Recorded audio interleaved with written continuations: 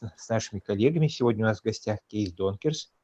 Встреча будет идти по-английски, и большой вероятностью будет перевод письменных основных тезисов в чат Zoom. Вот. Но мы сейчас определимся, кто хочет и готов делать эту важную функцию. Мы уже определились. Да, ура. Здесь с нами этот герой? Он нам поможет. Здравствуйте. Ага, excellent. So, okay. We have Igor today who will translate key ideas and key thoughts into the general chat. topics from your conversation. Super. Perfect. And I'll try my best. Of course. And we also, because everybody else also speaks English, apparently, if guys you want to, if some particular thought or idea or maybe an insight which came to you during the conversation, you want to write it down, feel free. So we have really a collection of different ideas from our conversation. I will copy it and share it with everybody who couldn't participate. So that's just open invitation to co-create our content today. So while we wait, Case, let me ask you, what's the weather like in Eindhoven right now? Well, it's okay. It's okay. 21, 22 degrees, and sun is shining now, so it's okay for me. Maybe the best weather. Yeah. Excellent. I'm right now nearby Vancouver on the coast of Pacific Ocean, and we have quite a warm. Yesterday it was like 33 degrees, very hot actually. So I was trying to find some shade, and today it will be. It's morning now, so it's 9 It's a.m. morning, okay, of course, yeah. So, all right. Well, let's start to check in. Greetings to everyone who is online today. Please put in chat right number 1 if you have questions which you would like to ask Case today.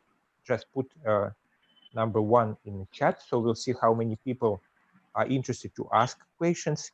We plan to have a very lively discussion, so it's not only Case talking or me and Case. Will have conversation, and you can ask questions at any time. Just raise a hand, not visually because I don't see you on the screen.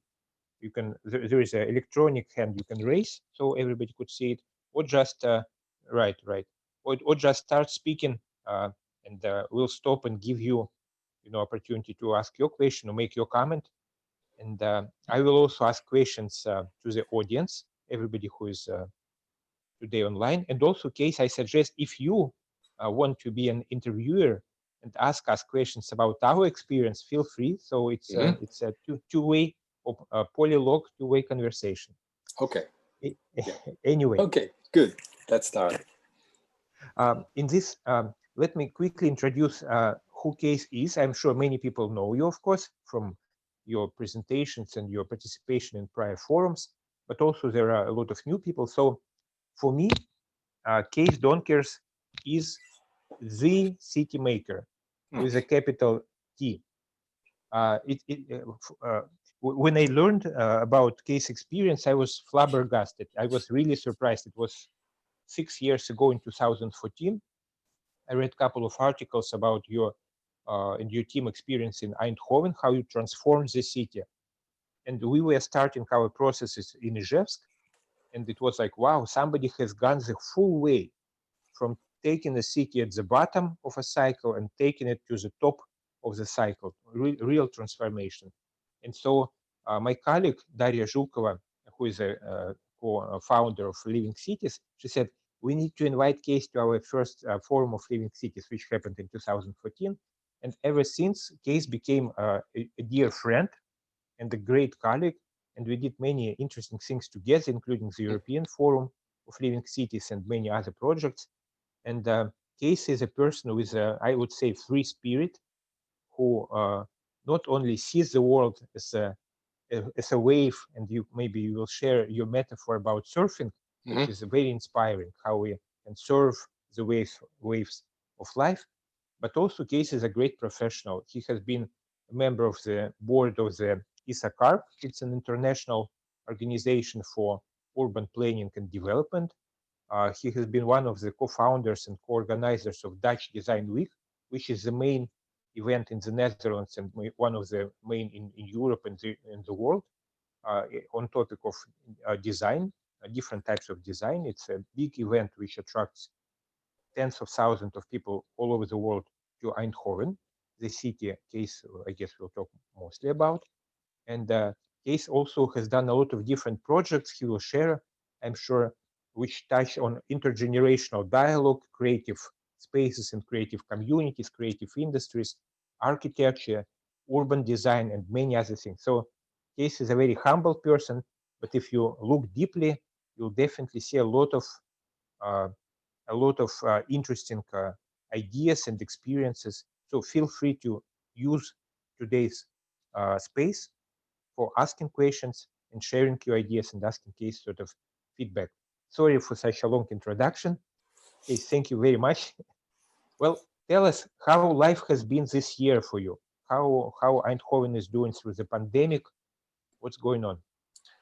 Well, let's say the year started with my passion to Russia again in January. I went to Votkinsk, to the snow, to Alexander, beautiful place near to Izhevsk, where it all started for me, my Russian passion, my Russian, I call it fever, my attraction to Russia. But and in February, I even went to Ukraine, to Kiev, to the ambassador, but then it stopped suddenly.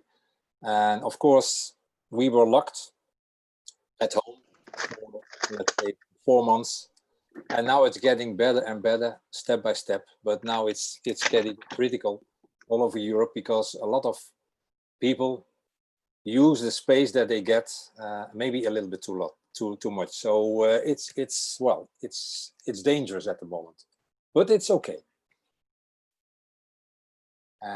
And I followed a little bit about what's going on in Russia, and I think I'm still connected to some people that I talk to on Skype.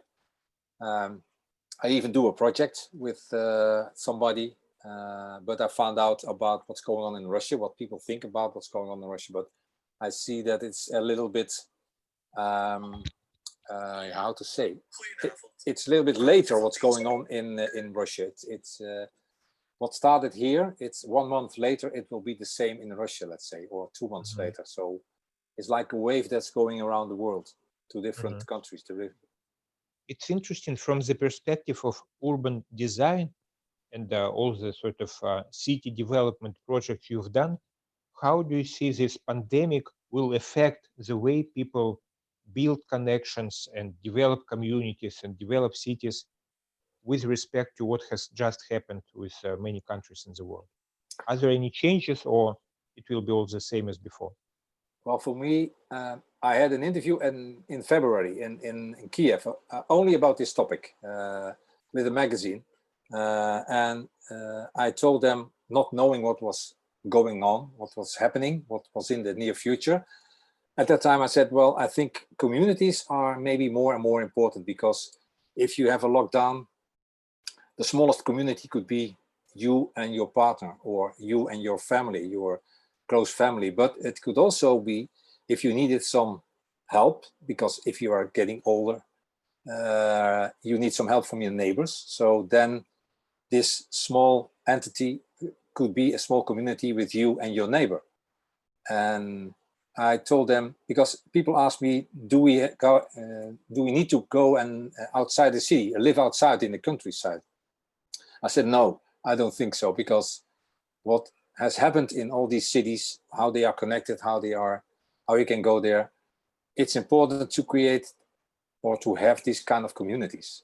And I myself live in such a small village, a white village. It's like only 260 row houses, white painted, but it's also this kind of community, like a village, a small village. And I always think that even a skyscraper could be such a village.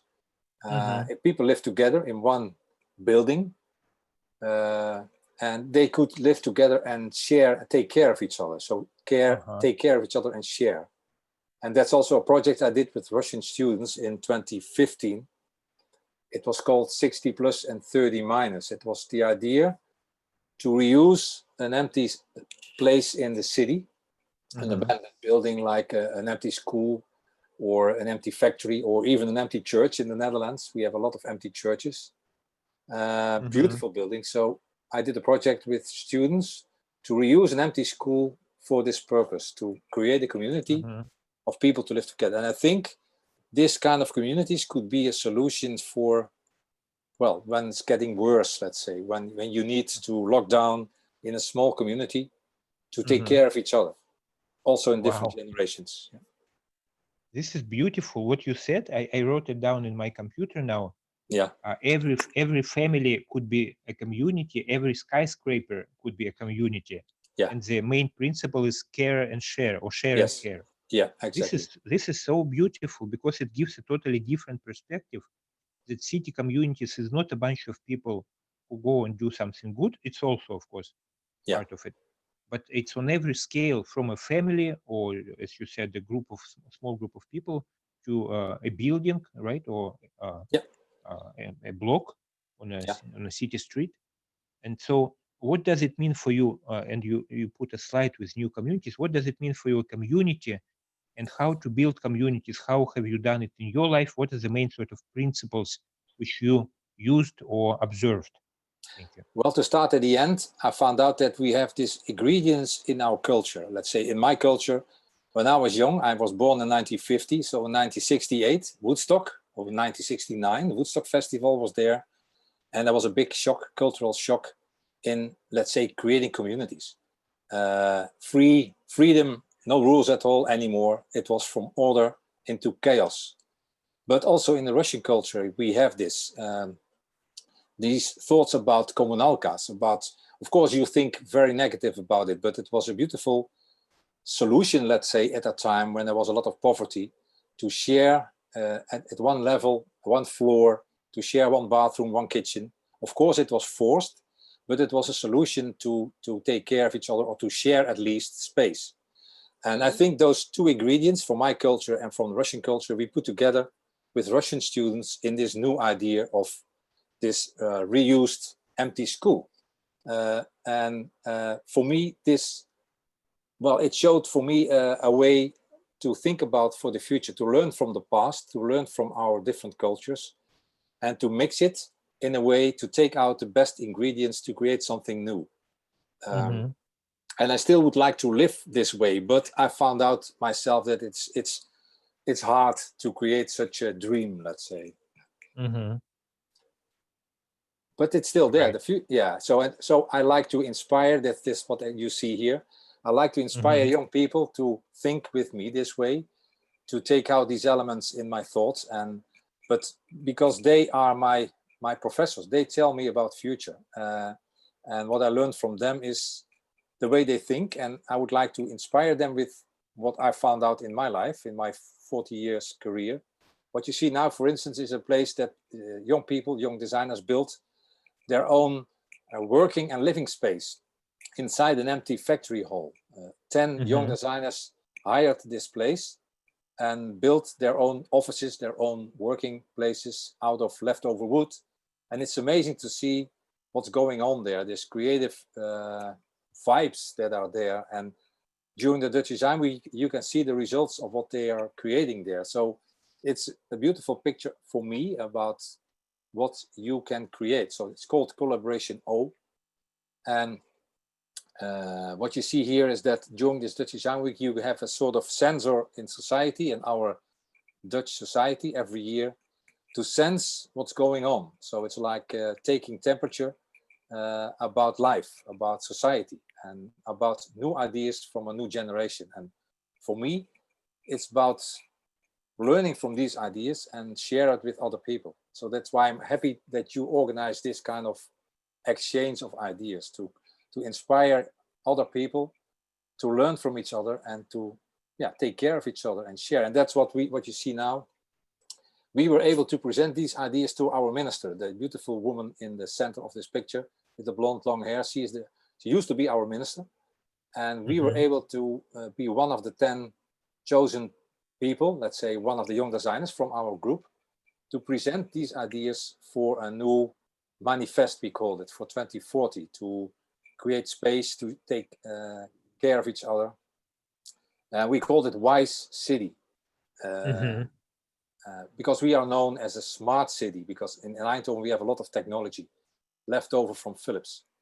But we found out that you should discover the other part of the brains, the emotion, the sensitivity, to create more balance between both. And this idea of why city, we presented it to our minister, and she liked it a lot. So it's part of the let's say the future ideas to learn from each other about this.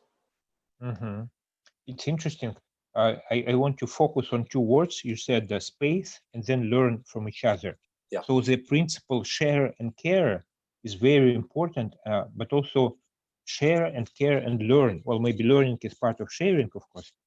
But I remember when I visited Eindhoven, you brought me to a group of young creative professionals who created some sort of space for collaboration.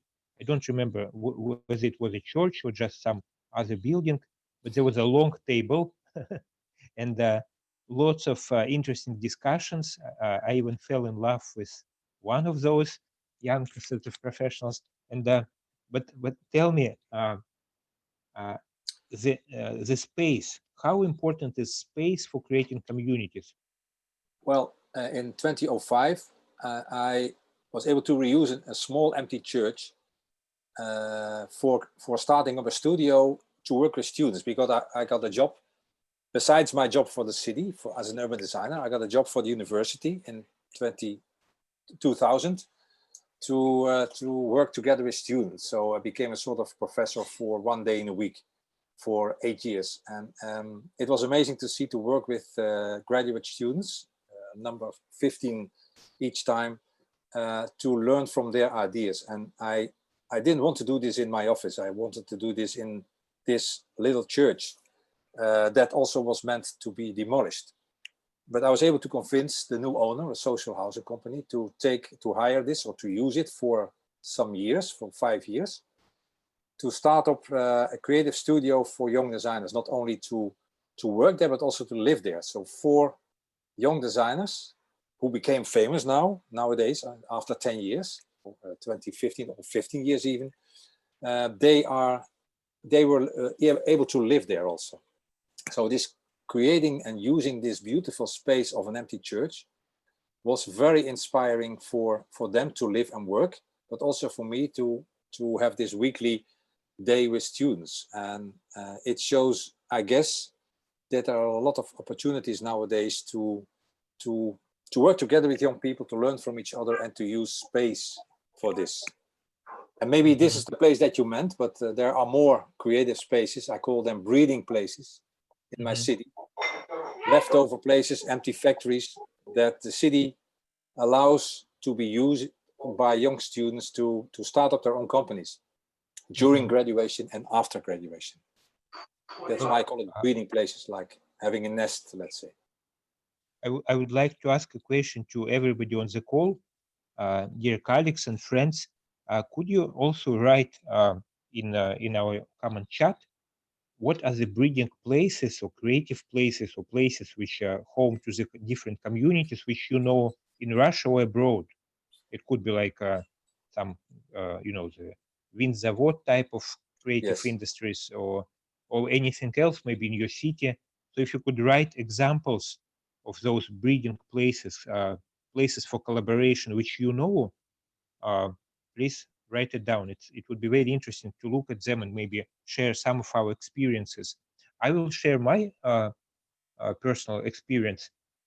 When we started this Association for City Development in Izhevsk, we discovered that having those meetings on a regular basis is important when you meet and sort of discuss how to develop your city, how to collaborate, etc.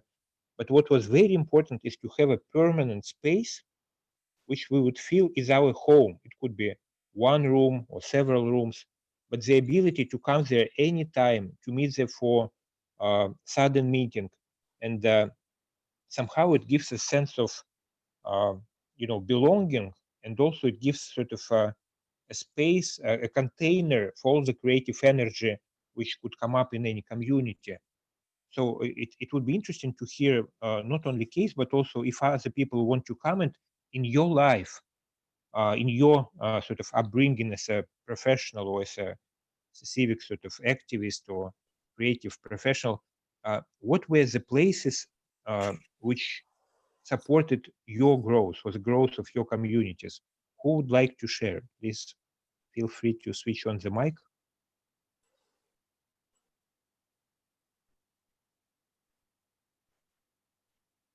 Marie? Well, I guess I got a question, if you pardon Yes. me, Go ahead. about this abandoned places in Eindhoven, because it's interesting to know whether these places shared with students by the government, or these places were bought and shared on volunteers' commons or something like this.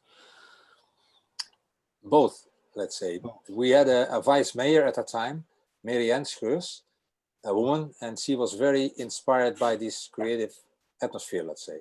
And before her, we had a mayor for 10 years, Rijn Welsje, who more or less created this atmosphere in our city, this mentality, because of the loss of Philips, of course. It was in the beginning of the 90s, so there is a little bit of history, but let's say because of this mayor for 10 years, and after him, this vice mayor, another 10 years, we were able as a city to survive more or less the loss of industry, the loss of labor, to create something new. And they allowed young people from, let's say, the year 2000 to use the empty spaces and empty buildings that were owned by the city. Mm-hmm. But so they could start up their own companies, let's say. It was like, it was the coming up, let's say, it was not only happening in Eindhoven, but also in Germany, for instance, in the Ruhr area, mm-hmm. but also in Amsterdam and other cities. We had this upcoming creative atmosphere, let's say, that young people were allowed to use empty spaces owned by the city.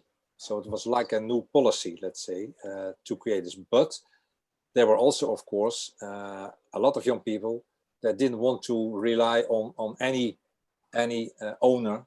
They just anti-squatted those places or squatted those places. So they moved in and they couldn't move out, let's say.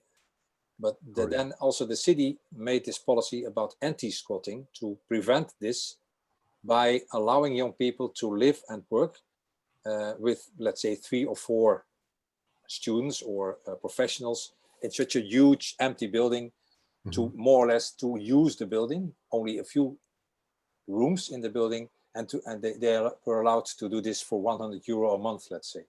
So that was mm-hmm. also a kind of possibility to use empty spaces. Mm-hmm. That's great initiative, because most places like this, the most places that shared in the commons here, as far as I know, that's commercial projects when somebody buying an old building and shared it for rent. Yeah. Mm-hmm. But you know, because of these examples of creating new value to these buildings, that's what mm-hmm. these people do. These creative people create new value to the building. So if the owner is wise and smart, he sees that if he allows young people within certain circumstances, within some boundaries, to use the building, it started up to create a new value, a new creativity, a new value to not only the building, but also the neighborhood sometimes. Yeah. That's what I've seen in Berlin more than 30 years ago. That's what I've seen in Germany. Mm-hmm. And that's what also started in my city. So it's about creating new values, new value also in money-wise, let's say, for owners. Mm-hmm. Mm-hmm. Mm-hmm. But let's ask other people. I see Marie, Masha is ready to share, and maybe other people. Maria, would you like to share what were the importance of spaces in your life? Sure. Hello, everybody. Thank you very much for such interesting talk. I was thinking about what you were saying, and in terms of the places where in Russia people could both live and cooperate, co-work, I unfortunately can only think about some small projects when, for example, entrepreneurs, people who work on their startups, they come together and they basically rent a house. So I know several groups of people where they united about 7, 9 people, and they together rented a big house, and there they would create and share and do stuff. That's great. That's great. Fortunately, I cannot think about any kind of, student projects like that. So if anybody knows anything like that in Russia, please share. But I think Maria? this example is also already a great example, because people that are graduate, let's say, they have their own, they are independent, they would like to start up their own companies, their own workspace. It's maybe they are more free to create such a thing and to create such a community, because these are the communities I like to see. Also in my city, more independent people that decide to live this way, to live and work this way. So it would be great, but let other people please say too. A quick question to Кнопка Maria. еще занята. Maria, please tell us, I know that you work with communities in different areas of your life. What is the key principle to create a successful community? What is it for you? What are your observations? Could you share it so we have some collective practices? Sure. Sorry for the background noise because I'm in the street right now.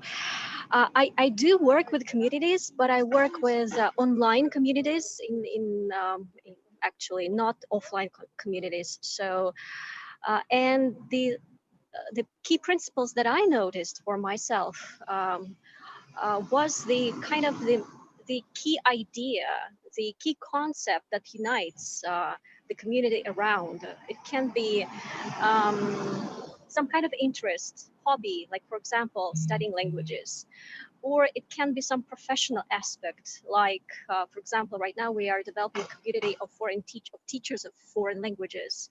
So it's professional aspect. So in my case, all communities that were created and that I kind of follow, they all around some kind of topic, some kind of point of interest, some kind of professional growth, or kind of big idea even. Yeah, if we have such a thing, then it's a community. Then it empowers people to do something there, not just be. It's not just a group of people, because for me, there is a group and there is a community, and these are two different things, in my opinion. Excellent. Thank you. Who else? I see Astra is also potentially willing to share some stories about spaces for creativity and connection.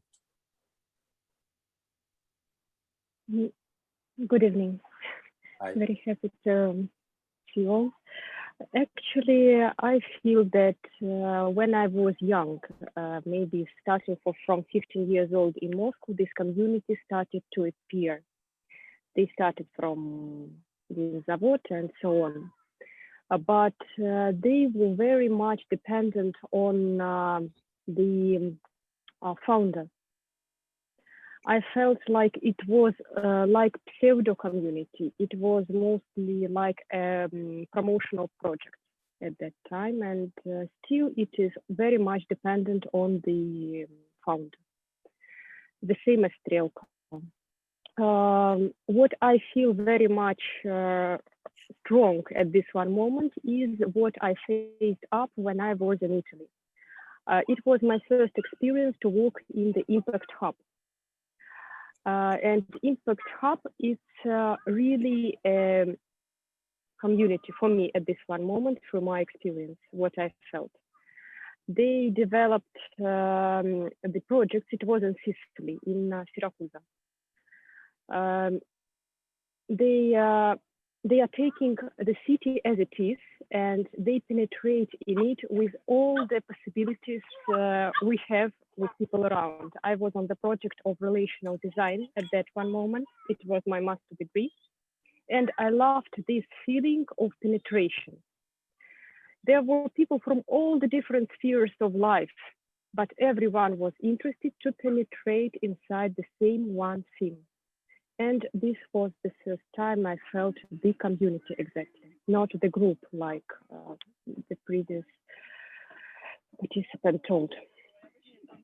That's maybe all. Thank you very much. Okay.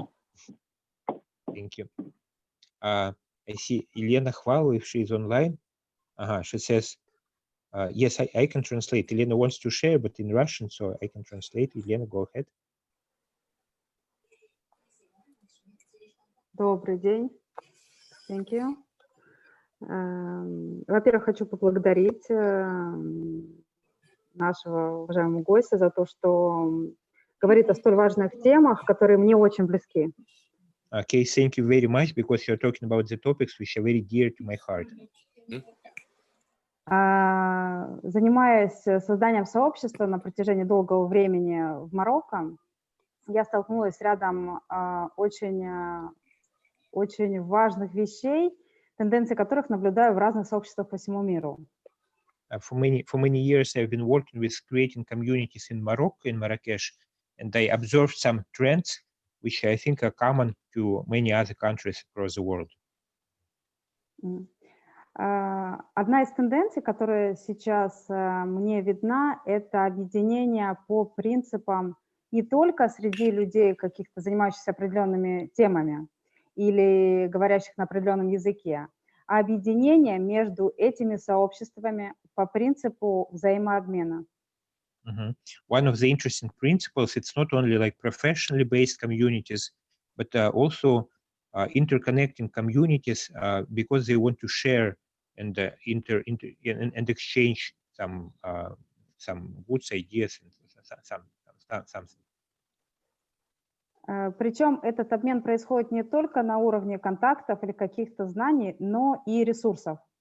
Мы активно делимся ресурсами. And it's not only ideas and knowledge, but also resources. И у меня возник вопрос. Видите ли вы какие-то иные новые тенденции в организации сообществ и их взаимосвязей? Что-то новое сейчас появилось в 2020-м? Что вы могли бы отметить наиболее ярко? And it's interesting. I have a question to Case, I guess, and maybe to everybody else as well. What are the new trends? What do you see? What kind of new communities or ways to create and organize communities? What's coming up new in 2020? Well, what I see, especially among graduate students nowadays, is that they cannot afford, for instance, to buy a house or to get a mortgage. So they start their own way of living, and that's sometimes with only a tiny house or a mobile home, but also create their own vegetables, to create their own products to feed themselves. So it's like a small community to have it all together. So they built even small villages in the middle of the Netherlands. There are some new initiatives where young people gather and create their own houses, like campings. There's not a camping, of course, but it's a new way of living, and it's amazing to see. And it's not only needed to do this outside the city, in the field, but also inside the city. We have this kind of new communities in these abandoned buildings. So it's like creating a new way of life, let's say. So that's why I call it Woodstock for urban design, to create something new like it happened in the end of the 60s. Да, ну, наверное, понятно, за 30 секунд. Главное, что сейчас создаются такие новые сообщества, которые и живут вместе, и создают новые такие небольшие вообще поселения, где, может быть, у них нету, в том числе, достаточно денег, чтобы жить традиционным способом, и они создают и вот эти маленькие, так сказать, дома, в которых вместе живут и выращивают там овощи. То есть такое автономное, по сути дела, жизнь с теми, с кем тебе близко и по пути.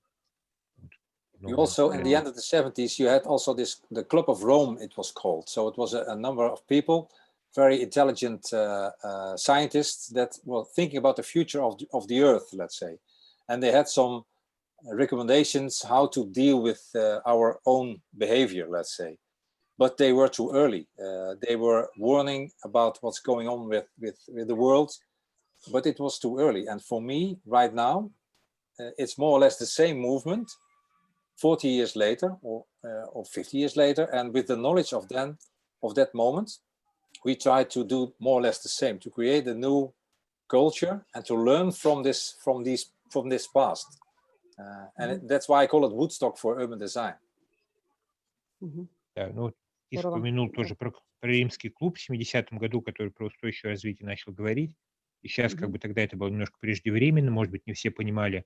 Сейчас это более актуально, и сейчас вообще вот этот Woodstock, как фестиваль в 69-м, для дизайна жизни в городах, обустройства жизни в городах, вот и видит, что сейчас вообще такое время новых вообще трендов в этой сфере. Лев, у нас есть еще время на вопрос? Дополнительно возник вопрос. Что может связать людей в разных городах, в разных поселениях? Case, what do you think, and maybe other participants also could share either in chat or by voice. Case, what do you think could link people who live in different cities? What can connect them between themselves? What are the common topics? Well, I think I call it city embassies. We are now talking to each other, let's say. I call this a beautiful group of creative people that are like to talk about this, like to think about this, like to use the knowledge for themselves. And all of you that are in the screen now are some small cells, some seeds for a new culture, for a new future. And I think each of you could be a cell in your own city. And we call these cells city embassies, creative people that are gathering around in cities that can meet, that can join, that can meet each other and share ideas. And if you are connecting them, for instance, like we did in the Netherlands, in Amsterdam, we had this great center of creative people, let's say, of city embassies. Pakhuis de Zwijger, it's a beautiful place. Lev has been there, and some of people from Russia also. And for me, living cities is more or less the same in Russia. It's connecting people that more or less think the same way. And that's beautiful to see. And now we can use internet. Yeah, now we can use Zoom to share our thoughts. We did it the same in the Netherlands. It's also done in Europe. Cities in Transition.eu. It's a Cities in Transition is a group of people that mostly from capital cities in Europe, European countries, that more or less think the same. So they are gathered also on a scale of the Netherlands, on the scale of Europe. And for me, what you are doing, Living Cities, already for 7 years or more, is exactly the same. And that's why it's so beautiful to see that everybody is inventing the same connection, the same network. And what we are doing now is connecting them to other parts of the world. And that's amazing to see, because this is the first time for me to experience this. That because you are living in Africa, I'm living in the Netherlands, and all the other people are living in Russia or Russian, other parts of the world, maybe Russian-speaking people. And it's amazing to see that we could easily connect this way to share our thoughts. It's beautiful. Ну, Кейс сказал, там все наверняка поняли про то, что мы все с вами как клеточки и в своем городе, и наоборот, как клеточки большого организма, и вот как бы соединяясь друг с другом, мы, соответственно, формируем вот эту сеть взаимообмена там информации, взаимоподдержки. Кейс, and in those projects you mentioned, like cities in transition. Ой, братцы, у кого-то очень громкий, замечательный ребенок. Пожалуйста, выключите микрофончик, если можно. Вот, и сестры. Okay, so what is the да, спасибо. What is the practical steps that people in those cities in transition or city embassies, what they do together? So they connect, they talk sometimes, but what else do they do? How they support each other or do some common stuff? Well, that's not always easy, because we, for instance, 2 years or 3 years ago, we had a higher standard, let's say, in creating this kind of connections than we do have now. And the reason for that is that we lacked some money in Amsterdam for this program, for this idea.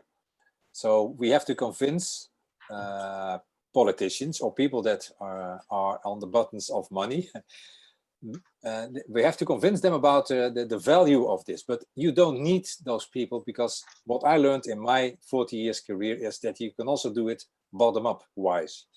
And what I found out is, if you do it this way, like we do now, bottom up, you can start your own activity. You can connect people that think the same way in your own city. I started here back in the 80s in a small theater nearby, around the corner, first in my own neighborhood of 260 row houses, the White Village.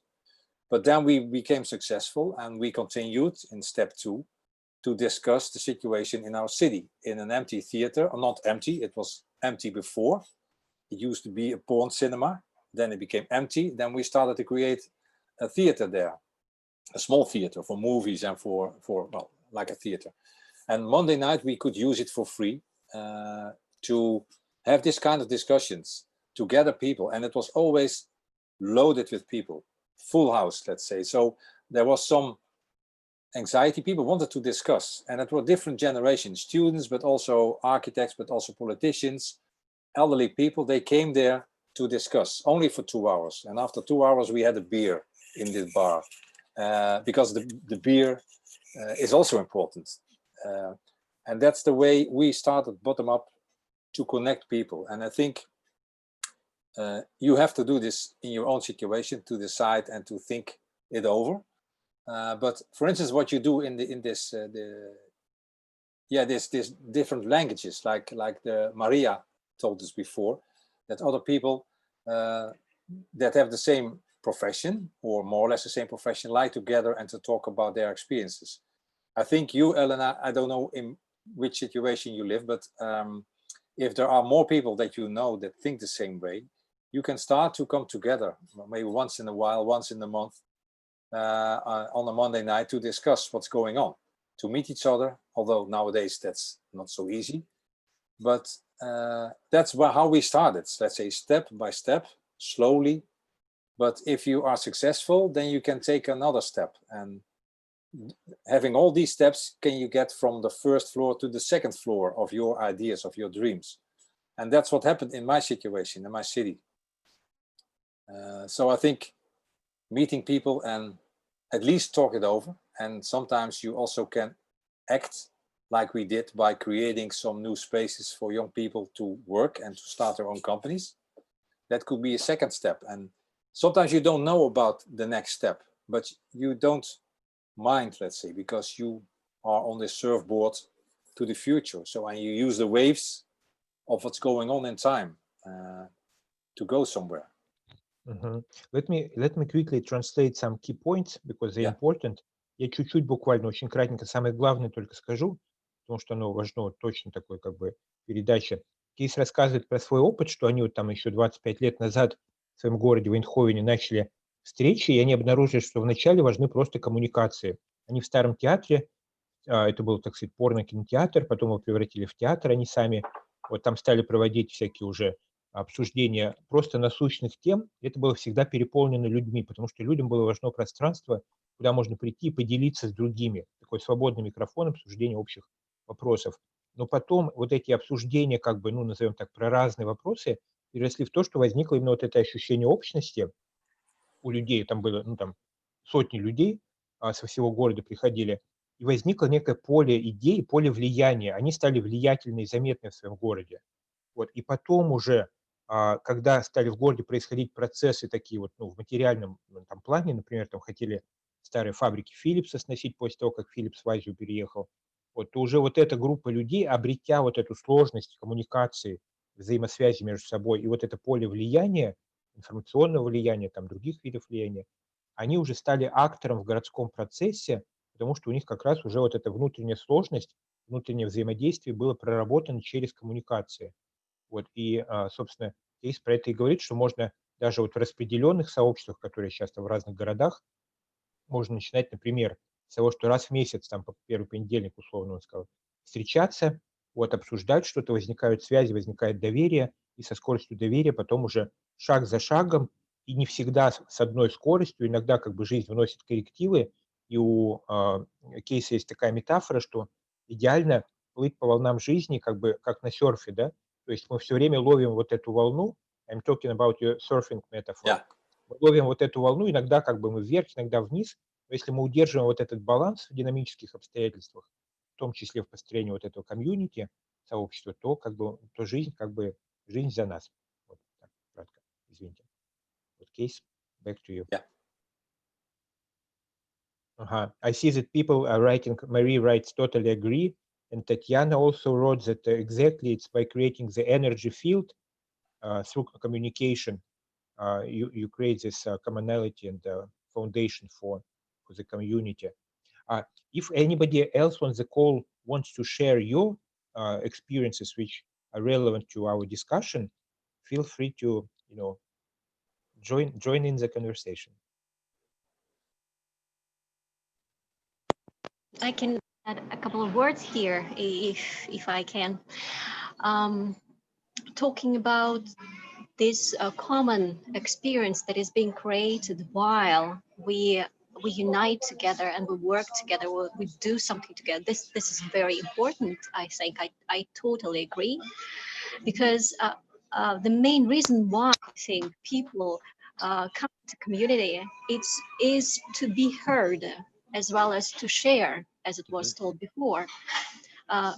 So it's very important to have this conversation going on all the time, and it's very important in online communities as well. So if in online community we do not talk with each other, we do not create space where people can share and exchange ideas and experience, then it's not about community at all. And the second thing that I'd like to share is also about the beginning of this process. Sometimes people join the community and they don't know how to act in this space, virtual or physical.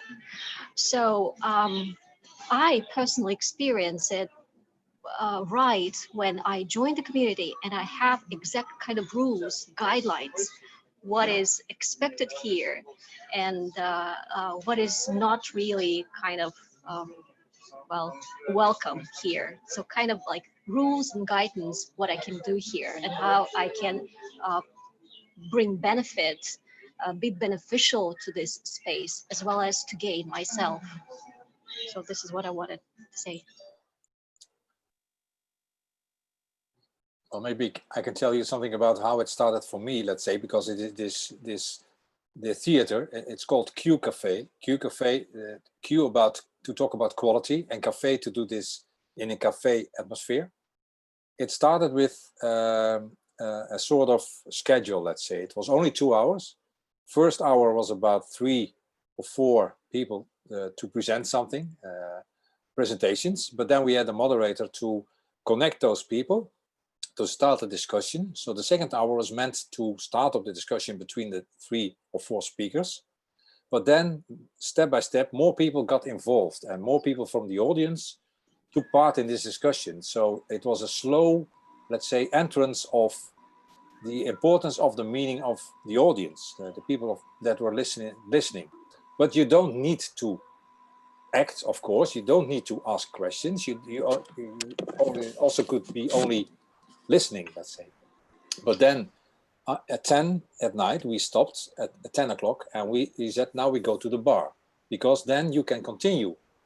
And if you have some questions and you don't dare to ask them in such a big group of 100 people, you can do this one-to-one.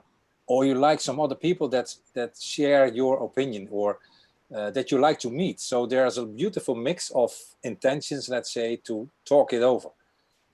As person to person, but also as person to one of the speakers, and it appeared to be a beautiful format for discussions, let's say. And I still think this step-by-step involvement could help a lot of people to get more and more excited about these topics. If you like it, you come back the next time. If you're not, okay, then you are only just for one time. But it's not, you don't have, let's say, some rules how to join. It's up to you. And that's what I call bottom up, from your own being, let's say, to take part in it and to enjoy it. Здорово. Yeah.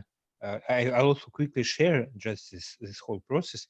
Кейс очень интересно рассказал, вот они встречались в этом Q-кафе, о котором говорил, там 25 лет еще назад начали, и там очень интересно была структура построена. В начале час, 2-3 там ключевых, ну, условно, докладчика рассказывали о чем-то, следующий час они сами, некая панель, да, обсуждали эти вопросы, вот, следующий час уже любой мог высказаться, там, ну, например, 100-150 человек было, иногда и больше, вот, и люди, постепенно разогреваясь, могли участвовать вот в какой-то более интерактивной, так сказать, формате.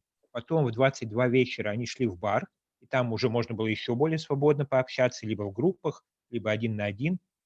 Вот, и вот этот, как Кейс говорит, шаг за шагом вовлечение, что оно вот очень хорошо работало, потому что каждый человек по уровню своей готовности мог включаться в вот это уже общее дело и сообщество. И да, спасибо, извините.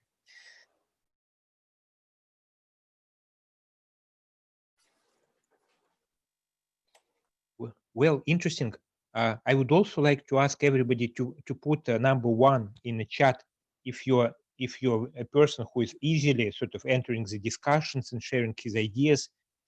Если вам легко как бы вот в дискуссиях обычно участвовать с другими людьми, вот входить во всякие, так сказать, диалоги, поставьте, пожалуйста, единичку в чат, мы посмотрим, сколько у нас таких экстравертов и активных людей. И наоборот, если вам сложно, if it's difficult for you to join conversations, express your opinions in large groups, just put 0. I see that Misha put 2, if I'm not mistaken. So it's extremely easy for him. And also Yaroslavna 2. And she also said 0. Amazing. Great. When I was listening to Case and Marie, I was thinking about what's called psychological safety, right? Because not everybody feels comfortable in a large group, especially if it's in a city. In a city, there are some conflicting opinions. It's not that everybody thinks the same way and everybody loves each other from the beginning. So building those connections and communities, even in living cities, some people have different energies. It's difficult for them to communicate.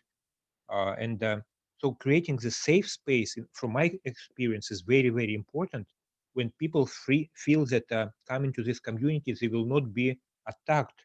They will not be sort of directly or indirectly. They will not be, put down by other people.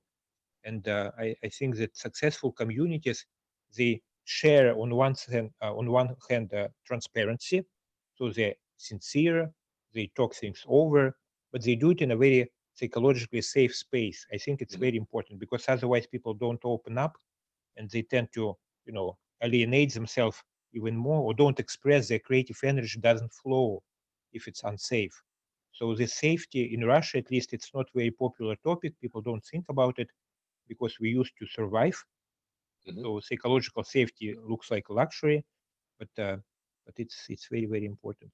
So Case, in your experience, I know that you have some colleagues and some heroes like Flor Ziegler. You always tell me you're one of your heroes.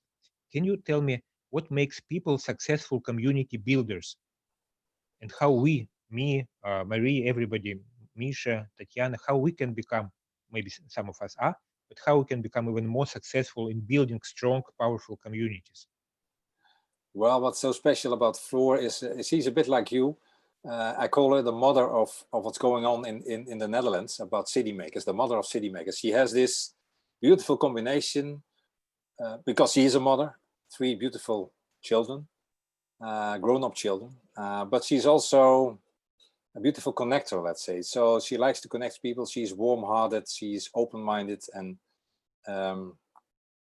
ready to share her thoughts in an open way with other people. But and she's also able to speak it out for an audience, let's say. But I met her in Amsterdam as one of the most important representatives of this bottom-up movement in Amsterdam, of the city makers community, let's say. And that was so nice to see that Amsterdam, more or less, is not only our capital city, but also the capital city for this kind of gathering of cities in the Netherlands that has the same bottom-up movement.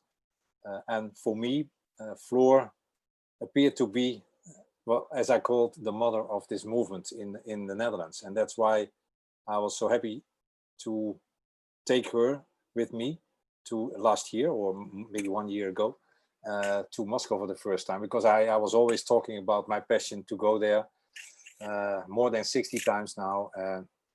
And she was very inspired by that, so she also wanted to go. And now I feel that she is more or less the ambassador of what's going on in the Netherlands, to tell and to share her passion for the Dutch situation with what's going on in Russia, let's say. And that's why I think you need these kind of people that has this beautiful combination of being a mother, but also being a very intelligent woman to be able to share these thoughts in a very beautiful way. And this connection is also there now. So that's, yeah, for me, that's a beautiful way to see how future can bring new people in this network, more important people. And now maybe having this kind of conversation at the moment, you, Lev, are the one who brings more people from all over the world in this network. There's not only Russian people, but Russian-speaking people from all over the world. So that's a next step, let's say, to bring people together and to create this network. It's interesting case you mentioned, talking about Flor Ziegler. So Flor, she is a co-founder of City Makers Association in the Netherlands. It's a group which connects about 47 cities, yeah, and people who are active in developing those cities. And when Case was talking about Flor, he mentioned that she is warm-hearted, open-minded, and she's a great communicator, intelligent and caring. So this topic of building communities around warm-hearted people. So also a question to everyone: are you warm-hearted? Do you feel you have an open mind? If you can put sort of this one in chat, we'll see how many warm-hearted and open-minded people are on the call today. And my question to Case is, do you develop those qualities, warm-heartedness and open-mindedness, or do you have to be born with it? How do you see how it works? I think it's both. I think it's about your DNA, what you get from your parents, let's say, and what created you in your mind, in your mentality, in your behavior, in the values that you learned in your growing up process from your parents, but also in what is you, let's say, that you think these aspects are important in life. And if you are lucky to have this kind of experience, to gather this and to share it with other people, you can see that you can create a group of people that have more or less are, let's say, the same mentality. And that's beautiful to see, because then you feel like a group, like a community. Now we are a virtual community at the moment of like-minded people. And we share the same values, and that's great to see. Sometimes it's only like it's happening right now and then it's over, but in another possibility, it can create a new kind of family, let's say. So you see each other more often, and you get connected. That's what happened with me when I went to Russia for the first time in 2010 to Moscow Design Act in VII Zavod. I got inspired by people that I've met, and it was, well, it was beautiful. And now I'm still connected to you, although it's not in visiting anymore, but it's beautiful to see this in this way too. I think it's important, but it's, so to answer your question, it's you can develop it, it's in your DNA, you can use it or not use it. And I think I used it, and I think the people that are online now more or less did the same. So I hear that we all have, according to your opinion, we all have it in our potential. Whether we manifest it, it's up to how we act in our life. But the more you manifest it, the more you try, the better you become in being open-hearted, open-minded, etc. Yeah, I guess so. Вот у меня вопрос, собственно, ко всем. So a question to everyone. Как у вас ощущение, у вас вот эти качества открытого сердца, да, открытого диалога, способности входить в контакт с другими людьми, способности соединять людей, вот они у вас как бы в ходе жизни развиваются? Если да, то каким образом и мы их можем, и другим помочь развивать эти качества, вот таких людей, которые соединяют развивают сообщества и связи в своей жизни. Please share. I basically asked how we can develop those qualities if other people would join in the conversation. Who wants to be first?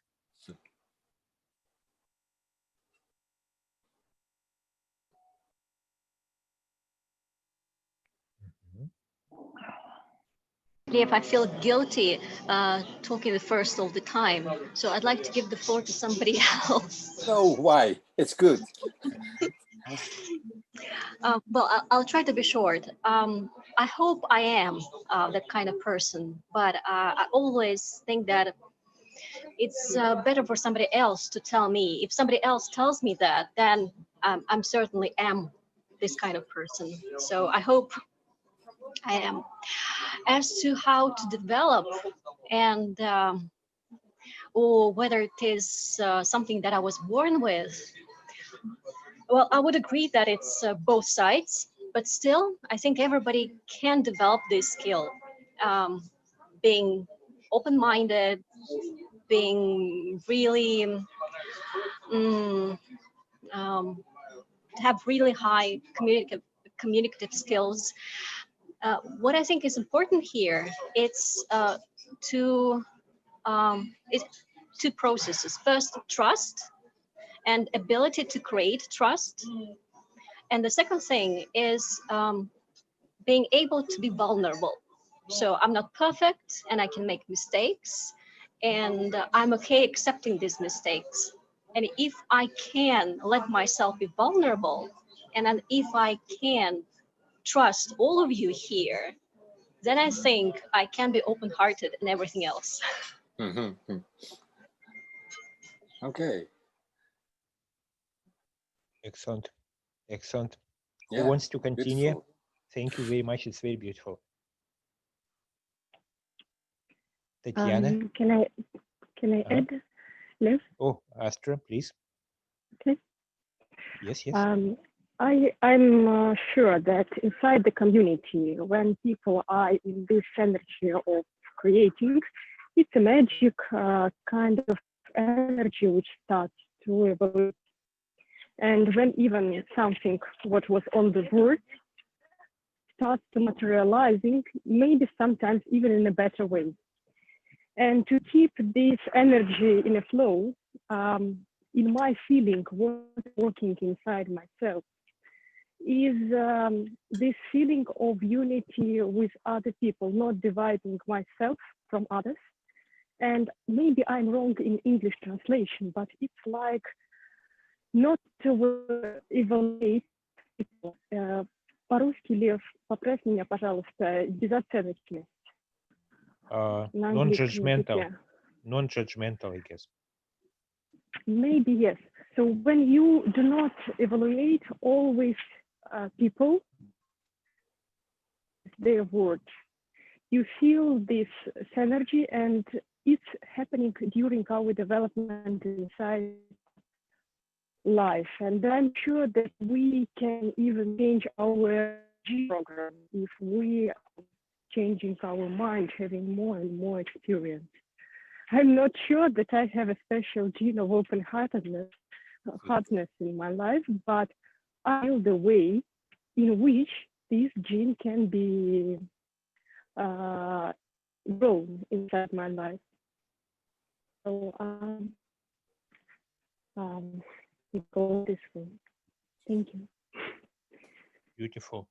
I think it's very important what Marie said about being vulnerable and how it makes people closer together and creates trust, and how Astra said about this non-judgmental attitude.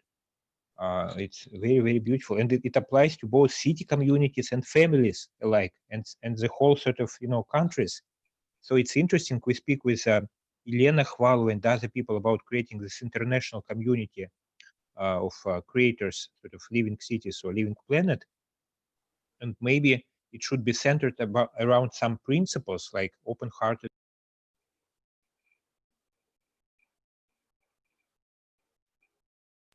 And this way, people get attracted. They sort of they see it as a space where they can more fully manifest themselves and become closer to other people on a more sort of on a deeper level. Very interesting. I saw that Tatiana wants to say a point. Tatiana, if you share, please. Yeah, hello to everybody. Hi. Well, you know, because I spent much time in Italy, and for Italians, the crucial thing is to eat together. So then you eat together, then you drink together. You feel very safe. You feel very keen to share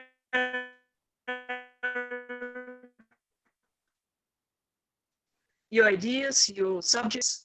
And I think this aspect to gather together people for common drink and common food is very essential. And I think it's very humane.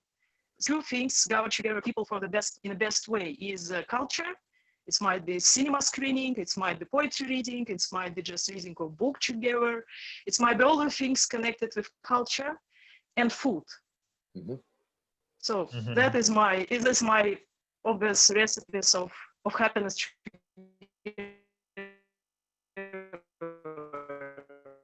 Or building safe environment is crucially important.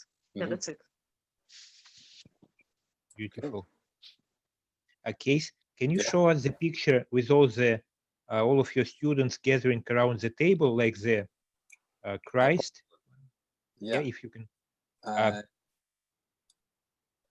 When I visited Case and a couple of creative communities in Eindhoven, I saw that they constantly eat around one common table, a big table, like I saw once it was for 20 people, another time it was for like 40 people, very long. And they discuss culture. So what Tatiana said, that culture and food unite people, they actively use. Right. And Кис сейчас покажет, у них вот эта картинка, где как раз они вокруг стола собрались в культурном, так сказать, осознавании процесса. Can you see it now or not? It's small. It's one small. of many. One of many. Okay.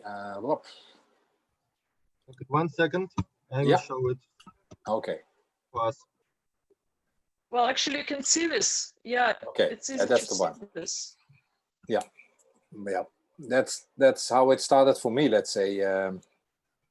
I told you about this little church in 2005 that was empty and meant to be demolished. And at that time, we lost our students after graduation.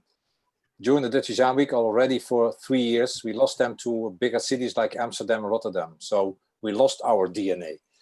And then I asked the owner of this small church to reuse it as a place to live for 4 talented students. This girl, this boy, musician, she is in fashion, and those 2 girls are in product design. And they were able to live and work there. And I myself was able to have this as a studio for graduate students 1 day in a week. So it was a beautiful way to eat and to start up this process, to eat together, to have this last supper from the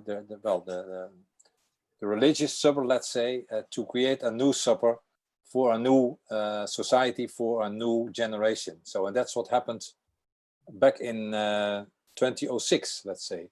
And it created for me, it was a sort of visualization of the dream to indeed to use food maybe, like it happened in our history, religious history, to create and to use food together.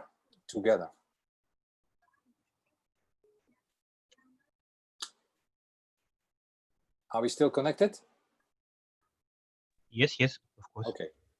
It's interesting. I saw that Olga Tohtina von Braun just joined. I don't know, Olga, if you hear us or not. Let me check.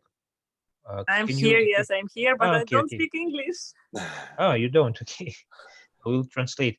Olga lives in a new city. It's the youngest city in Russia called Innopolis. It's like innovation city, Innopolis. Okay. It was created maybe 5 years ago by Russian president at the time, Dmitry Medvedev, I believe.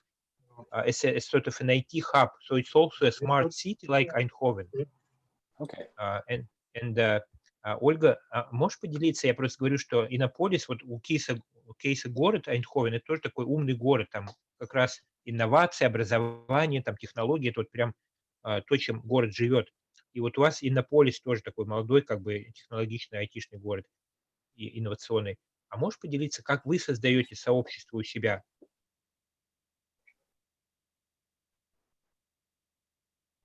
Да, сейчас перед этим покажу вам немножко частичку города. Вот здесь у нас из окна видно, это детский сад. Вот это у нас лицей. It's a new school in this new city. Вот это технопарк наш, где рассчитан на 2200 мест, как раз разные рабочих мест, разные IT-компании. Там внедренческие разработки ведутся. It's a technological camp for IT companies, which do their work from over there, 1,000 people. Вот. И вот такие у нас домики и шикарные закаты. And beautiful sky and the sunsets. Why I ask? Because in Russia there was a story that the government created Innopolis with the idea that this is a modern sort of innovative city, but they didn't think much about people connecting to each other, and so it was a little bit deserted first years. And I know that Olga came as the soul of the city. Я говорю, это потом как душа этого города приехала, там немножко все было пустынным в человеческом плане. And now sort of they develop new ways to connect people and create this sense of community. Вот как у вас это получается, и что вы для этого делаете, чтобы люди собирались и чувствовали себя, так сказать, единой семьей? Ну, вообще изначально создавалось такое, что здесь собираются люди, которые видят и мечтают о будущем, да, то есть сразу же как-то это естественным образом стал закладываться порядок в городе, да, то есть обеспечение непосредственно особой коммуникации между нам помог Telegram, да, мессенджер, то есть у нас более 150 чатов в мессенджере, где мы решаем внутренними жителями какие-то задачи, да, то есть у нас есть чат дома, чат города, чат разных сообществ, и мы друг с другом навигируемся и общаемся, то есть у нас есть общение фактически с каждым, то есть можно условно там в Telegram написать мэру, да, и обсудить какие-то задачи непосредственно. I'll quickly translate just very quickly. Yes. Okay, so what they started to create a communication environment which is very interconnected. So they use a lot of different electronic chat, like in Telegram and other messengers. So every person in the city can connect to anybody else, talk to a mayor, for example, etc. And this creates a very interconnected environment. Okay, wow.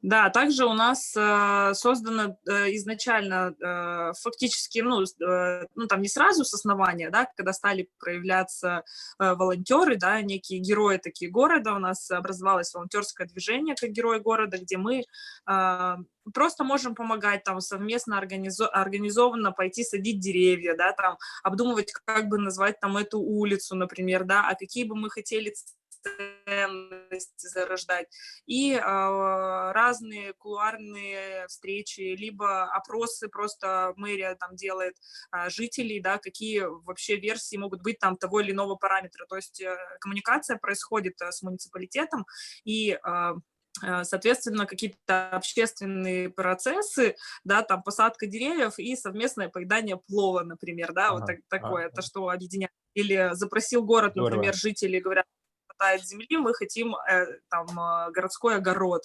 Вот сделали грядки в этом году, то есть вот сейчас систему полива организовываем, вот у нас будет расти там общественная клубника, например. Давай я быстренько переведу, очень кратенько. Ой, простите, а какой-то город я пропустила, не скажете? Я пропустила. Innopolis, под Казанью. So it's amazing what Olga is sharing is exactly what we spoke about before she joined, that they not only have those electronic communication, but of course a lot of offline activities. So sometimes they go and do some, stuff together to clean the city or to exchange ideas. They have a lot of food sharing as well. There is this traditional sort of Asian type of food called plov. I don't know, in the Netherlands maybe you have or maybe not, with some rice and meat and some vegetables. So there are a lot of sharing going on and a lot of caring about the city and about each other. It's amazing. я говорю, очень круто. Ты сейчас просто рассказала на практике все, о чем мы говорили предыдущий там час. Вот. Потому что как раз вот Татьяна говорила про то, как вот, ну, еда помогает, и Кейс говорил про принцип заботиться друг о друге, о городе и делиться чем-то. Ну, в общем, все, что вы там делаете. Да, то есть у нас уже само собой сформировавшееся внутреннее вот это ощущение доверия друг к другу. То есть у нас есть, например, чаты там Lost and Found, да, где кто-то что-то потерял, он это себе не берет, даже это если маленькая игрушечка какая-то или там 100 рублей условно валяются там на полу, да, люди их не берут, они их фоткают, говорят, ну, либо у нас, либо вот здесь оставили, локацию, метку ставят, и там человек идет, там забирает, например.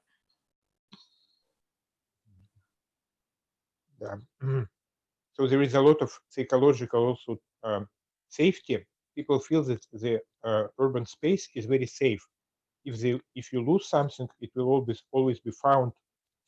Nobody would take it from you, but return it to you, and many sort of other positive sort of examples of for living. Да, то есть у нас, например, есть, ну, зарождающееся некое шеринг, да, ну, мышление, да, то есть мы не хотим уже жить в режиме потребления, мы можем написать ребят, у кого есть там дрель, да, или еще удобнее. Вот есть вот такое, сейчас я приближу, если будет видно. Сейчас, секундочку. Вот видите, вот такой маленький домик, да, такой с крышей беленький. Видно? You see a small white house. Yeah. Да, это маленькая библиотека. It's like a book sharing, a lot of sharing economy things going on. I know this Да, system, то есть и так стоит в каждом дворе, то есть я могу пойти там положить книгу, которую не хочу больше читать, и взять какую-нибудь другую, и там абсолютно бережное обращение с этим. Вот у нас есть там, например, свой там внутренний шериф, да, который ездит и там соблюдает порядок, там периодически говорит, ой, я и так нельзя, давайте вот здесь вот как-то вот так себя ведите. And it's interesting, in most cities, those book sharing, there is like 1 or 2 in the city, but in Innopolis, it's in with every building, there is in every yard, this sort of book exchange. And there are other things which also make environment in the city more convivial, family-like and community-oriented. Да, то есть у нас очень сильно развито доверие, да, то есть у нас есть такие там пекарни, например, когда пекарь с утра приходит, он любит заниматься своим делом, он с утра напек хлеба там полезного, да, все выложил это на прилавке, тут же стоит коробочка, куда можно деньги положить бумажные, чашечка, куда железные монетки положить, тут же касса, чтобы по ипасам оплатить, и то есть человек заходит, сам все берет, все, ну, то есть нету продавцов никаких, то есть это все открыто в доступе, бери, заходи, бери, ну, то есть есть уровень ответственности, да, уже осознанности, что, ну, тут никто ничего не крадет, здесь просто берут и все, там, на улице лежат детские самокаты, вещи, это все лежит, и, ну, никто это никуда не украдывает. Бывают, конечно, случаи, потому что приезжают гости, да, город так как открытый, не за забором, и мы хотим удержать вот этот стержень, да, чтобы не ставить заборы и какие-то проходные будки там и так далее, чтобы он все-таки был открытым городом, и поэтому сейчас вот работаем над правильным мышлением приезжих сюда, кто в гости приезжает. It's very interesting. The level of trust is very high. So, for example, like Amazon is experimenting right now with Amazon Go stores where you pay without, without a cashier. So you just pay for what you take. The same happens in Innopolis. They have like bakeries where a baker does produce a lot of, bread in the morning, but then people come and pay themselves. There is no control, no sort of checking whether you do it or not. So this level of trust is very high already, and they work on creating this culture not only for the residents of the city, but also for the visitors. Да, Оль, спасибо, очень интересно. Прям не верится, честно говоря, что такое может быть. Мы ждем вас в гости.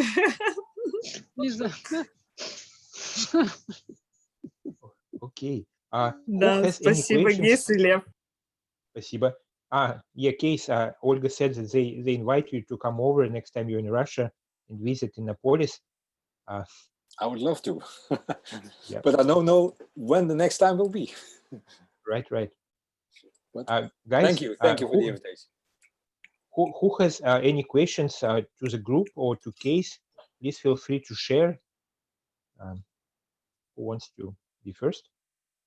Кто хочет задать вопросы? Давай. Я хочу. Лев, приветствую. Привет, привет, Миш. Да, Лиз тоже. Английский только понимаю, больше догадываюсь, но понимая контекст, понятно. Ты переведешь? Да, давай. Да.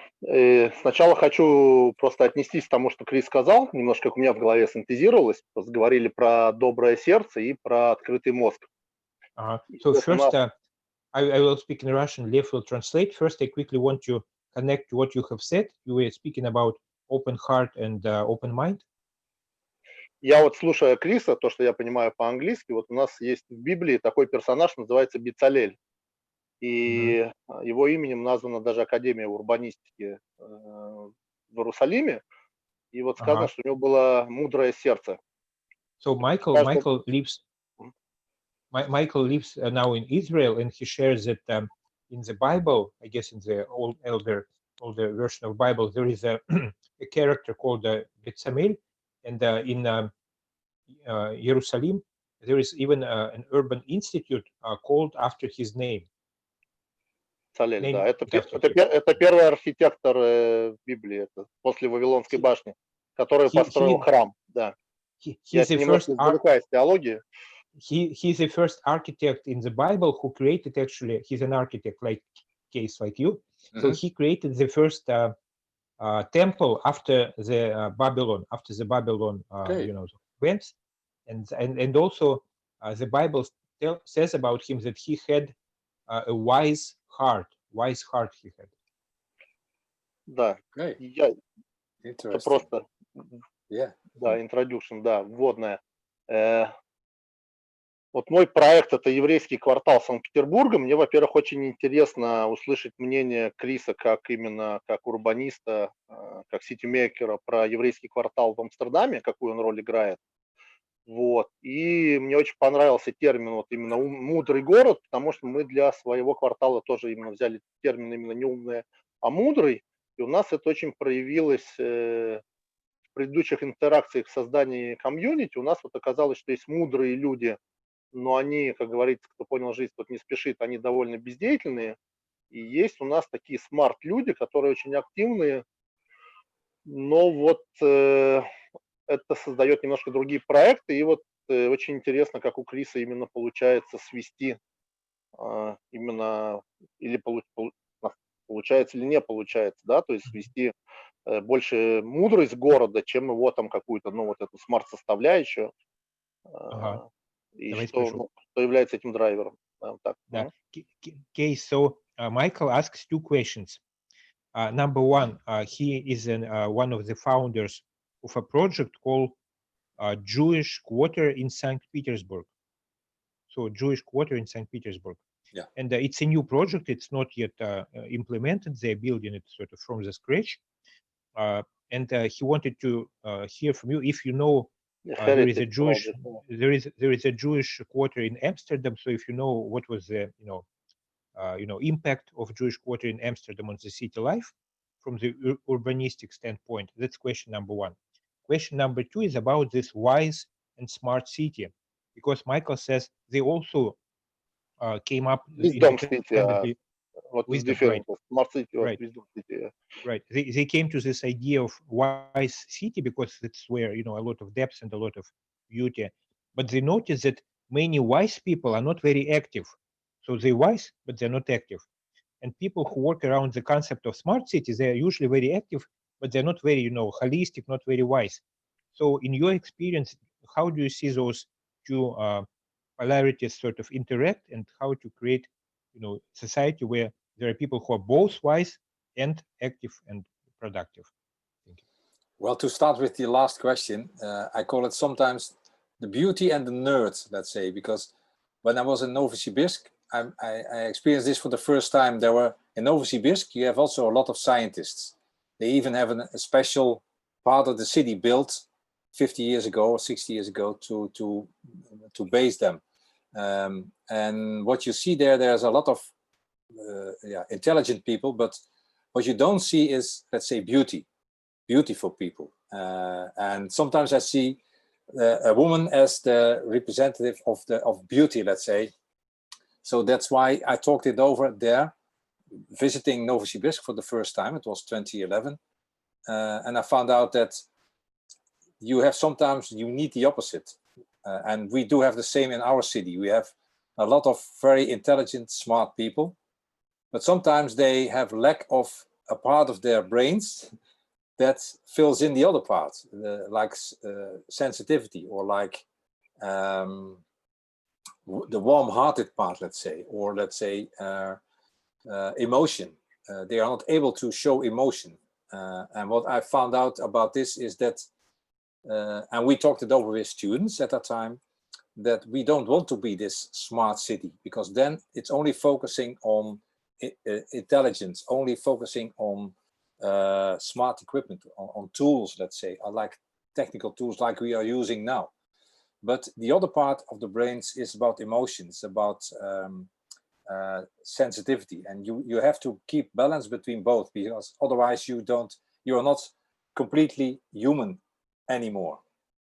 So that's why we found out to focus on the other part of the brains, the emotion, and because you see the beauty of it too, and you have to keep in mind that if you are smart, that's okay, but be aware of the other part that you need too in life. And that's how we found out about the title of Wise City.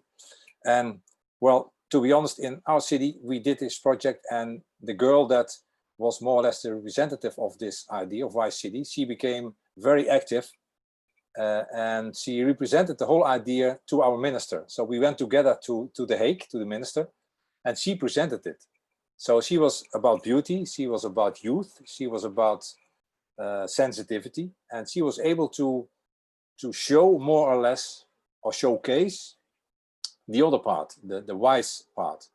And I think, of course, if you have wise people that are modest, that are introvert, let's say, they need maybe somebody else next to them, like a couple, to show it and to show to other people. And that's what I found out, at least, that we went together to The Hague to show these ideas. And I think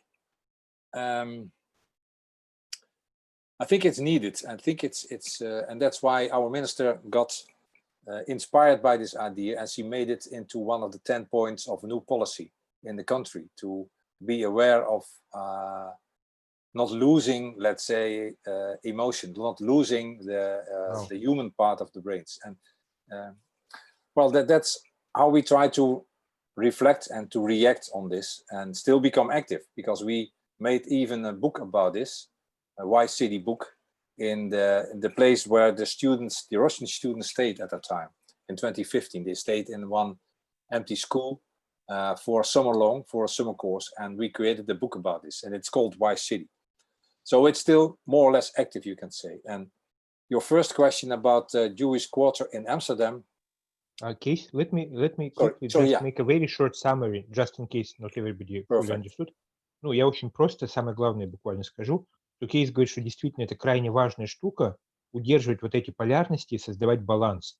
Вот это можно делать либо внутри человека, в идеале развивая как бы вот эти качества эмоциональности, чувствительности, с одной стороны, мудрости глубины, с другой стороны, вот этой активности и проявленности, либо в другом случае можно создавать вот эти пары людей или группы людей, где условно там тонко чувствующий человек или мудрый человек, с одной стороны, с другой стороны, активный такой как бы продюсер в каком-то смысле, вместе действуют. Вот они вот с девушкой, которая была таким представителем вот этой идеи, такой wise, чувствующий как бы мудрый город, они вот ездили в Гаагу, как бы в их столицу, и министру там чего-то, ну, все это дело рассказывали, и она не только как бы это приняла, но включила в 10 вообще главных приоритетов по развитию страны именно вот это формирование вот этого сбалансированного подхода, да, такого как бы эмоционального интеллекта, там, мудрости, проявленной в действии.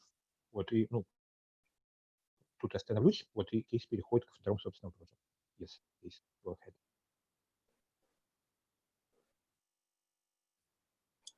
On to you. Okay. Well, the first question about the Jewish quarter in Amsterdam, I only know the story about, let's say, the time of the war.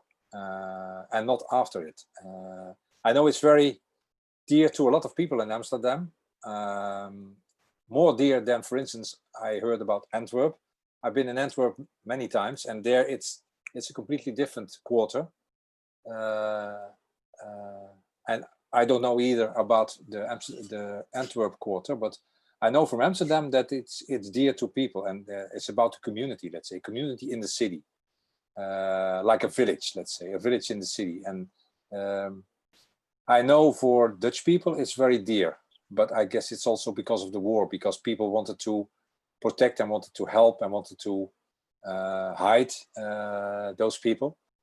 So it's still a special element in our culture nowadays, and not only in Amsterdam. Я можно уточню немножко, то есть что Крис думает по поводу будущего национальных районов?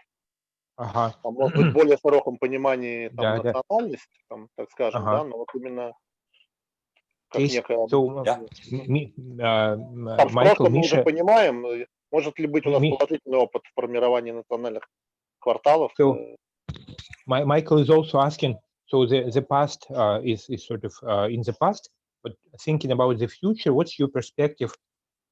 Is there any role in the cities for the national quarters, sort of the compact living of different cultures where they interact, but also offer something of their own to the world? Do you see any do you have any ideas about it? Well, what I see nowadays is that people like to mingle, let's say, to mix culture, to not have different parts of the city be devoted to a special group of people. We like to mix, to mingle people. I think it's important in our policy nowadays. It's not only about Jewish people, but also about different cultures. About especially in Amsterdam, you have this mentality that people like to mix and like to mingle. But also in my city. Кис говорит, что сейчас как бы он тренд основной, ну, у себя, по крайней мере, в Голландии видит перемешивание культур, потому что там как раз были большие вот эти анклавы, там турецкое население было, там такое-сякое. Сейчас людям больше нравится как бы перемешиваться и вот находить силу в таком, во взаимодействии. Ну, можно я тоже добавлю немножко? Вот у нас как раз здесь мультинациональность вообще вот в Иннополисе, и многих именно это и удерживает, что здесь разность культур, и все начинают уровень принятия друг друга на другой уровень выходить. Это тоже вот я тоже за эту штуку. Olga is sharing that in Innopolis, in the city we spoke about 10 minutes ago, there is also a very strong trend to multiculturalism, and people share and they interconnect, and it also creates an additional point of attraction to the city. Yeah, I can imagine. Сейчас можно там чуть в диалоге, да, вот просто про еду, очень много исследований в свое время там изучал. Мы хорошо очень понимаем другую культуру и принимаем ее как раз через еду. Это может быть абсолютно какая-то непривычная нам микс продуктов, но он в рамках закрытого какого-то рецепта со своими национальными особенностями, и мы это воспринимаем. То есть вот ну, то, что мы проект там планируем сделать, то есть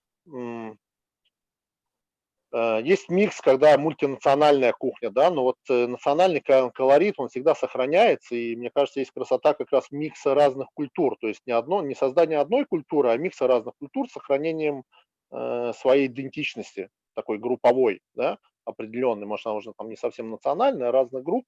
То есть вот следующий тренд, который пойдет за миксом, какой он будет, или этот просто тренд вот этого общего микса, там, глобализма, он нарастет, либо у нас есть позитивный вариант сценария будущего, когда мы можем сохранить национальные какие-то там культурные группы и вот микс именно делать уже между ними, а не общий такой салат. Больше тему развить просто, да? Michael just wanted to add that they're seeing this trend that because there is sort of this globalization trend with people mixing with each other, but on the other hand, more and more people are also interested in going back to their roots and keeping some sort of identity, which they would share and openly sort of discuss and connect to each other, but still having the foundation in their own identity and then connecting to other people, and also learning from food and from eating sort of habits and eating sort of different, how it's called, culinary traditions, culture. It's also helps people to learn and connect and share and be happy in the cities. Ну, то есть там в гастрономической культуре этот тренд, он только нарастает и никуда не уходил, а вот в урбанистической культуре, что с этим, какие сценарии могут быть развития этого в дальнейшем? Yeah, it's interesting. If we go from culinary experiences to urban environment, how this trend could manifest in the urban environment? If you have any thoughts, this combination of connectedness and also your roots on your culture, your identity. Yeah, what I see in Eindhoven, for instance, is that we do have a lot of expats at the moment. We have this industry, this techno industry, let's say, a lot of technology in our city. Again, we lost Philips, but we got back a lot of new technology, high-tech technology. And what we see now is that if you go inside the city, you hear a lot of English spoken and English talking people nowadays from different parts of the world. They live here for 2 years, for 4 years, and they mingle. So they come together in the city and they take over more or less the atmosphere of the city nowadays. It's maybe too much even, but it's still there. So it's like a new urbanism, let's say, that's more worldwide oriented, let's say. We are a world city at the moment. We changed from a Philips city, a family city, because all those companies were family oriented, let's say, and now we are worldwide oriented. So we changed radically into a 2.0 city, English speaking 2.0 city. That's happened here. So different cultures mixed, and no different parts of the city. No, they live everywhere, especially in the center.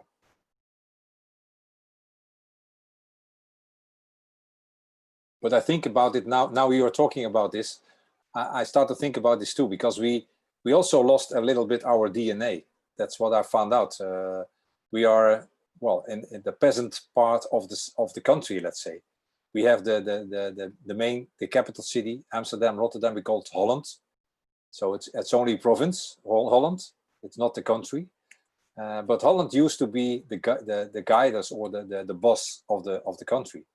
And we were called the peasants in the past. But now we are economically very important for our country. So what you see is it changed radically in our country.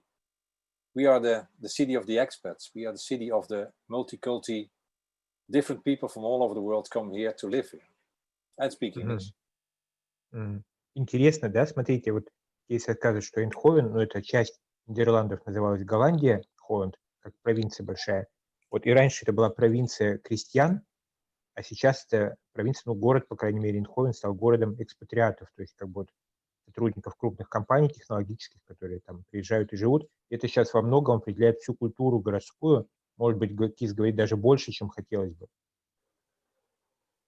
Да, okay. Well, I see that we are already together for more than 1 hour and a half. Maybe one last question, if anybody has a question or a comment, and then I'll ask Case to close up. And so if anybody has a question, maybe it's now time to ask.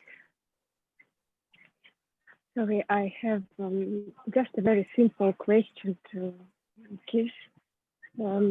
He told that he visited Russia a lot of times and a lot of Russian towns. And I'm very interested why you are so much interested in Russia. What do you see? Which potential you see in Russia and in these towns you were visiting? Thank you so much. Okay, well, a lot of people ask me this question, but I think it's also in my DNA. Several moments in my life, I was connected to more or less to Russia or to Poland or to the eastern part of Europe in a way, because of my mother, because of my grandmother. We had a fugitive, she had a fugitive in the house when I was not born yet.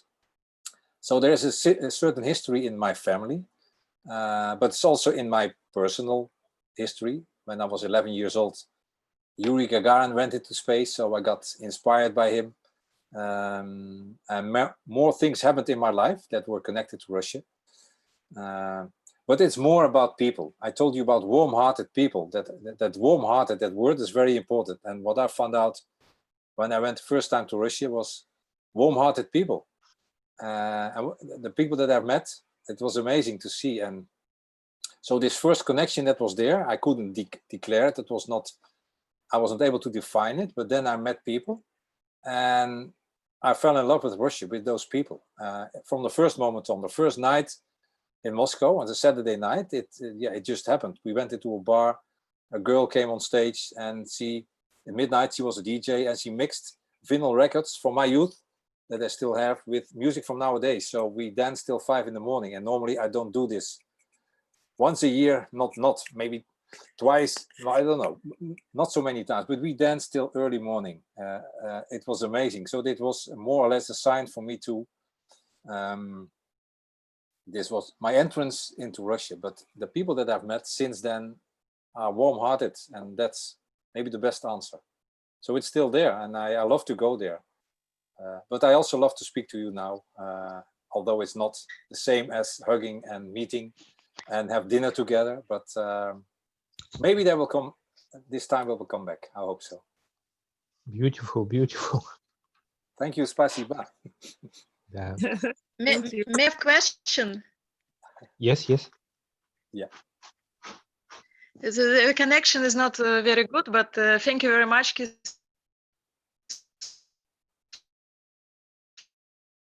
for your very encouraging, I would say, question is, you mentioned about the Europeans of you, for instance, who live in Holland, which is one of the most international country all around the world. And the question is, what could we do to remember our roots? So how it's possible to combine all this multicultural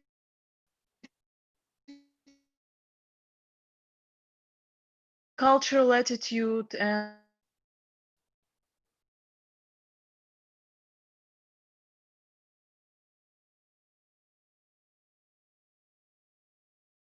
all this, how to say, ability to be sensitive to cultures, but because for me this is a crucial question. Thank you.